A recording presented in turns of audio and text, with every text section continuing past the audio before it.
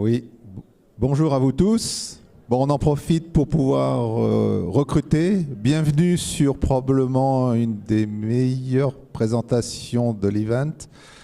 Ne ratez rien, Birds Activity, de l'action, du frisson. Soyez les bienvenus, merci. Bon, on va commencer plus sérieusement, bien sûr. Puisque j'ai le micro, je vais le garder. Je suis Nicolas Jordan de la société Activity. C'est vrai qu'on a un petit écho. Et je suis en charge du business développement de la société. Et on va présenter Activity un petit peu après. Je te laisse la parole, Bruno. Et donc, bonjour à tous. Bruno Galuzzo, je suis expert IoT chez Birds. Ça fait une quinzaine d'années que je travaille dans le domaine des objets connectés. Parfait. Bon, en deux mots, nos activités. Tu veux peut-être, Bruno, commencer par présenter Birds ? Donc la société Birds émane en fait de la fusion de deux sociétés qui a eu lieu en 2018, donc Home Rider et M2O City. M2O City qui avait été créé pour le contrat du syndicat des eaux d'Île-de-France. Et cette fusion donc a donné lieu à la création de Birds. On travaille principalement pour les territoires.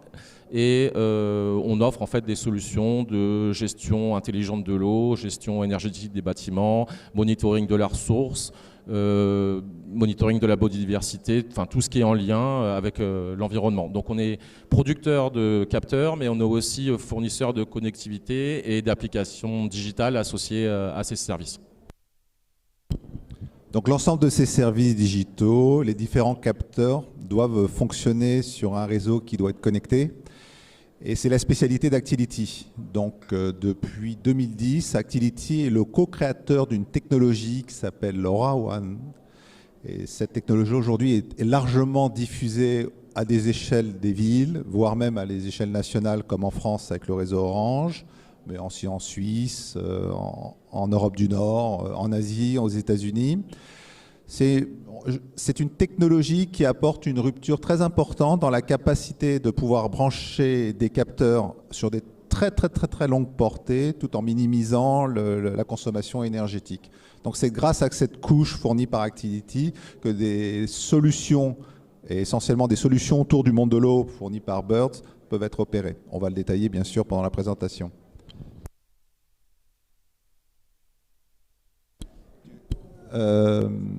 Donc ça c'est un peu en présentation. Alors bon, ce qu'on avait convenu avec Bruno, c'était un petit peu de vous parler des problématiques qui étaient soulevées par les projets de vouloir déployer des réseaux pour pouvoir faire la collecte d'émetteurs, des compteurs d'eau. Et peut-être tu veux commencer ou je commence, vas-y. Donc juste pour vous donner quelques ordres d'idées en termes de référence, on exploite 3,5 millions de compteurs, alors pas tous forcément dans cette solution LoRaWAN, mais une grosse partie de plus en plus puisque c'est demandé par la collectivité, et on gère environ 30 à 40 millions de trams par jour. Donc c'est un volume qui est vraiment énorme. On exploite la plus grosse délégation de services publics en Europe, donc qui est le syndicat des eaux d'Île-de-France, 550 000 compteurs. Et on a gagné récemment le contrat de la métropole de Lille, 351 000 compteurs, qui pour le coup, là, sera complètement en solution LoRaWAN. On peut peut-être parler un peu des défis qui nous attendent sur ces nouveaux contrats. Oui, peut-être je vais un petit peu compléter, si tu me l'autorises Bruno, c'est-à-dire que là, on a donné des référentiels qu'on a en France au niveau du monde de l'eau, mais il faut que vous sachiez que ces technologies et ces connectivités pour les villes intelligentes se déploient maintenant à l'international. Aujourd'hui, Actility gère avec ses clients près de 5 millions de capteurs, avec des points de connectivité radio, plus de 65 000 points de connectivité radio déployés à travers le monde. Donc c'est un mouvement vraiment à l'international. Et on va en reparler un peu plus tard. On couvre bien sûr le monde de l'eau, mais ces réseaux apportent la capacité de fournir des services complémentaires comme la gestion du suivi des déchets, la gestion intelligente des luminaires et beaucoup de services à la ville. Donc, si on revient maintenant sur les problématiques de déployer massivement, il y a des vraies questions que vous allez devoir vous poser. Il y a beaucoup de gens qui savent faire fonctionner des choses dans les laboratoires, mais après, il y en a beaucoup moins qui savent vraiment faire marcher dans la vraie vie et avec des très très forts volumes, parce que les choses ne sont pas aussi simples. Je te laisse peut-être commencer à présenter quelques difficultés qu'on adresse, et je compléterai. Donc ouais, typiquement, les premiers contrats qu'on a pu remporter, on avait en fait des demandes d'indicateurs qui restaient très élevées, mais encore atteignables avec les solutions techniques qu'on avait. Juste pour vous donner quelques chiffres, en gros, on était à une demande de 95% des objets produisent au moins un index ou une data dans le J-7 et 98% à J-28. Donc, sur les solutions existantes, on arrivait à répondre à ces défis a priori sans problème, mais les derniers appels d'offres, on tombe là par contre sur des indicateurs, 95% des objets qui ont un index à J+1 à 4 heures du matin. Donc là, on a dû faire face à un vrai défi technique, mais aussi financier.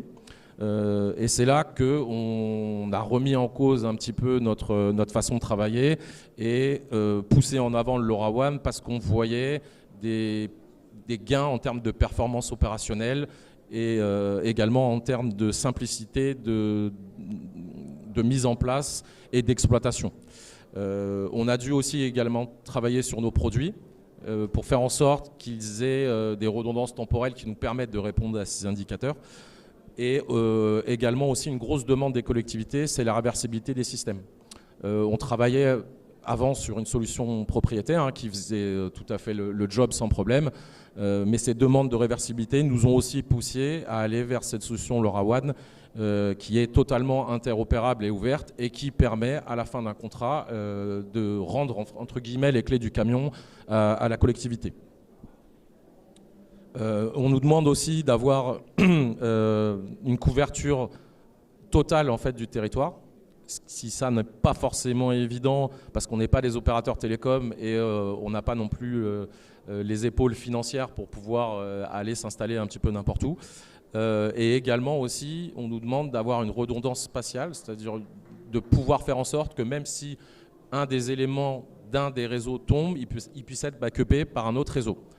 Et c'est là qu'on verra après quelles solutions en fait, on a mis en face et grâce à Actility pour répondre à tous ces défis. Alors d'autres enjeux sont essentiels à couvrir. Il y en a un en complément de la couverture, c'est la durée vie du capteur et de sa batterie. Il est tout à fait évident que ce qui coûte très très cher, c'est de retourner chez les particuliers pour aller faire changer les piles. Si on doit le faire une fois par an, c'est une catastrophe. Donc les enjeux sont 10-15 ans. Comment tenir avec des engagements de qualité pendant 10-15 ans avec les capacités énergétiques à pouvoir faire fonctionner le capteur pendant toutes ces années. Donc voilà, ça c'est un enjeu extrêmement important à répondre. D'autres enjeux, c'est celui aussi de la capacité de pouvoir mettre à jour ces capteurs à distance. Bon, vous avez, surtout en début de projet, il peut y avoir une problématique technique au niveau du logiciel embarqué dans le capteur. Il faut avoir la solution industrielle qui vous permette de mettre à jour à distance l'ensemble de ces capteurs. Tu avais d'autres points que tu veux rajouter ? Il y a aussi un gros défi, nous on appelle ça comme ça, la logistique du dernier kilomètre. C'est-à-dire on va pouvoir mettre en place un réseau qui couvrira peut-être 95, 96, 98% des compteurs, mais il y aura certains irréductibles parce que les conditions radio sont compliquées, parce qu'on n'a pas forcément le bon spot pour pouvoir mettre une gateway. Et c'est vrai qu'il y a beaucoup de collectivités qui vont se lancer en fait, dans ce type de projet, mais qui n'auront pas notre capacité à gérer ces X% qui d'ailleurs coûtent le plus cher dans un déploiement. C'est là vraiment où on perd beaucoup de temps et on perd beaucoup d'argent. Et c'est dans ce cadre-là où la société Birds et aussi grâce à Actility, on a des solutions à mettre en face. Merci. Ouais. Bon, vous vous rendez compte qu'il y a on a donné des premiers exemples d'enjeux, après on peut rentrer beaucoup plus dans le détail, dans la problématique de l'efficacité du rapport, d'économiser la batterie et de sa performance de connectivité, mais on va commencer à vous donner les pistes que des industriels tels Birds, bien sûr, du groupe Veolia, et Actility, créateur de cette technologie et leader international sur les réseaux Internet des objets LoRaWAN, fournissent à nos clients pour pouvoir déployer massivement. Ah, peut-être on peut parler de la massivité aussi. On n'est pas en train de parler de réseaux de quelques capteurs qui tournent dans un lab. Ce sont potentiellement des millions de capteurs qu'il faut gérer et les problématiques industrielles qui sont attachées.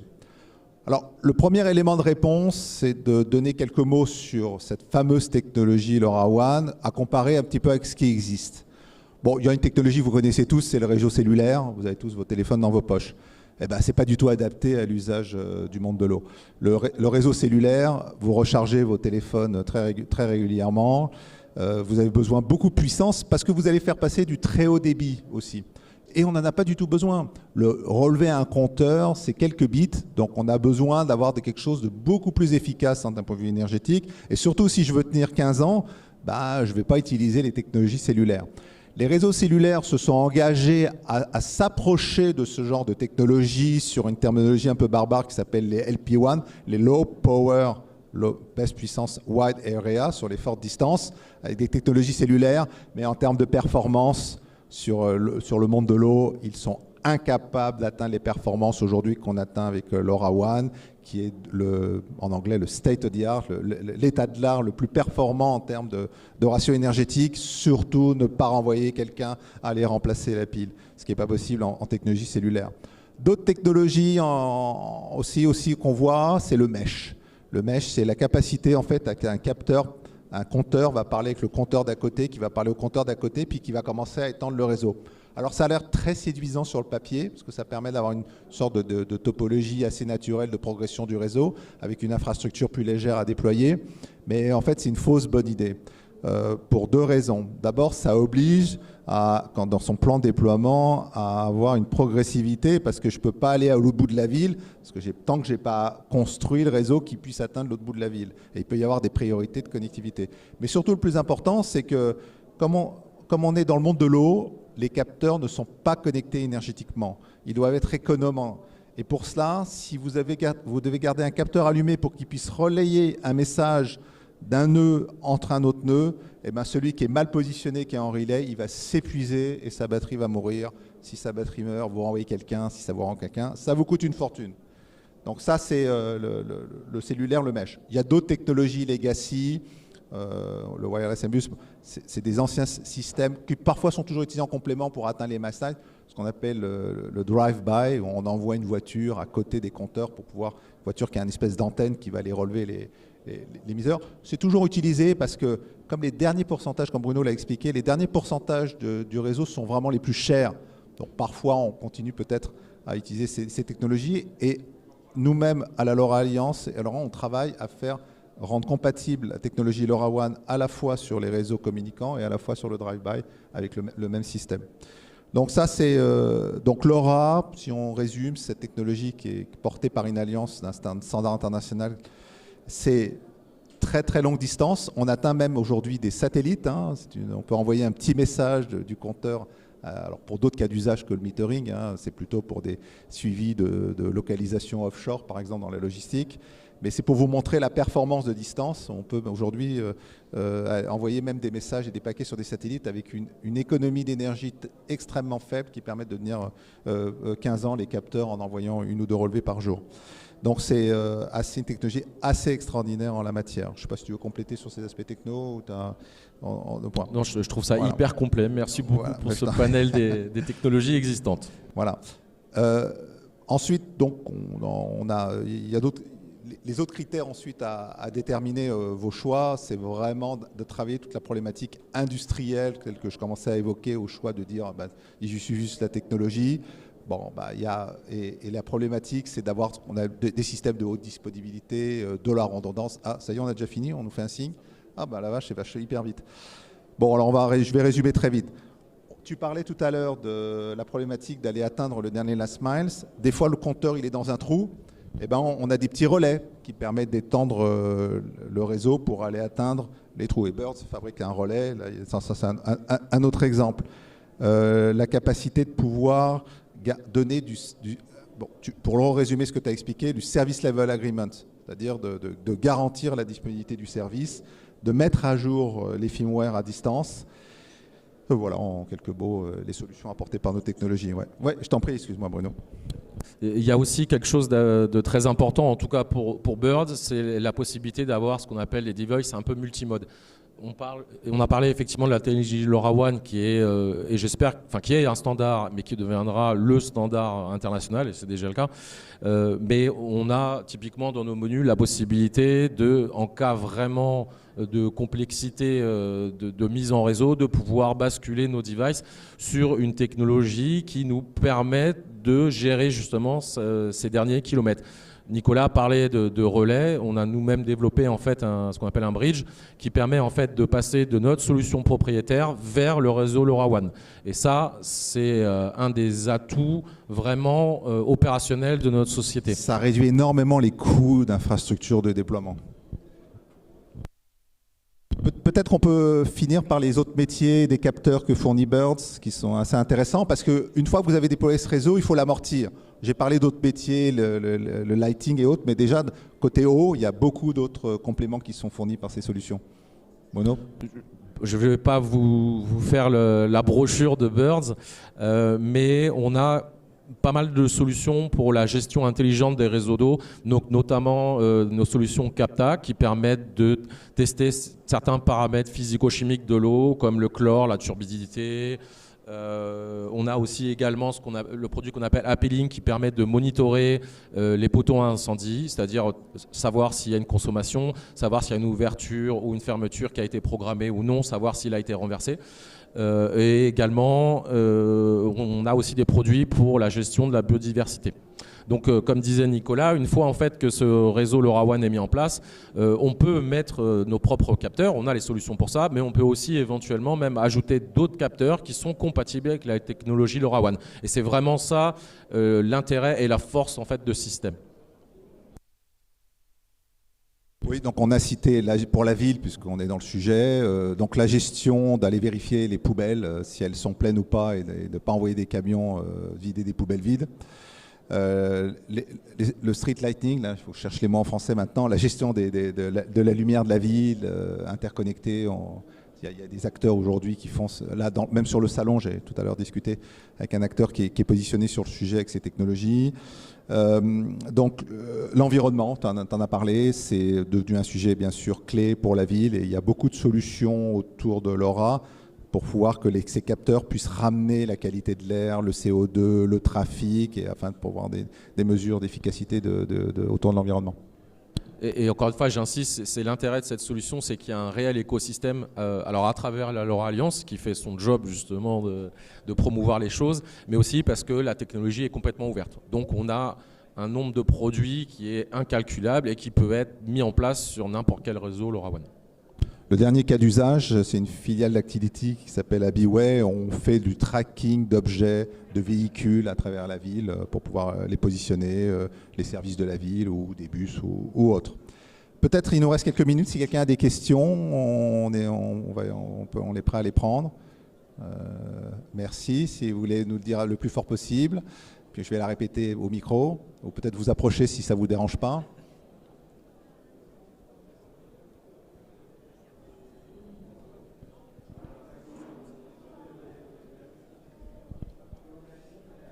Je voulais simplement quand même parler du fait que voilà, là on a parlé surtout de l'eau, mais et puis des capteurs dans les villes de manière générale. Et si on s'imagine que ces capteurs sont installés dans toutes les villes, voilà, même si on parle que des villes de France, ça fait quand même énormément de capteurs qui sont installés, et ceux dans l'eau pour l'éclairage, pour tous les différents domaines où des capteurs commencent à se développer. Et enfin, pour moi, en fait, ça peut pas être la solution, parce que je vois pas comment ça serait possible en fait de produire ces capteurs d'une bonne manière, voilà, de pouvoir les recycler facilement. J'avoue que j'ai du mal à voir comment... Voilà. Bon, généralement, l'enjeu de l'environnement, bien sûr, c'est un vrai enjeu. Et aujourd'hui, la fabrication de ces matériels et de ces capteurs reste dans tout l'enjeu du monde de l'électronique. Mais vous devez en fait regarder le sujet beaucoup plus globalement. Aujourd'hui, l'ensemble de ces systèmes et ces capteurs permettent dans énormément de sujets de réduire les émissions de CO2. Alors la question, c'est, vous allez me dire, mais comment? Je vais vous donner un exemple. Aujourd'hui, les gros industriels... Non mais laissez-moi... non mais les émissions de CO2, c'est le sujet principal environnemental. Après, si vous voulez... Après, recycler, envoyer quelqu'un avec une voiture thermique qui va aller faire les relevés à la main d'un capteur à travers toute la ville, est-ce que celui-là ne va pas aussi produire beaucoup d'énergie avec sa voiture?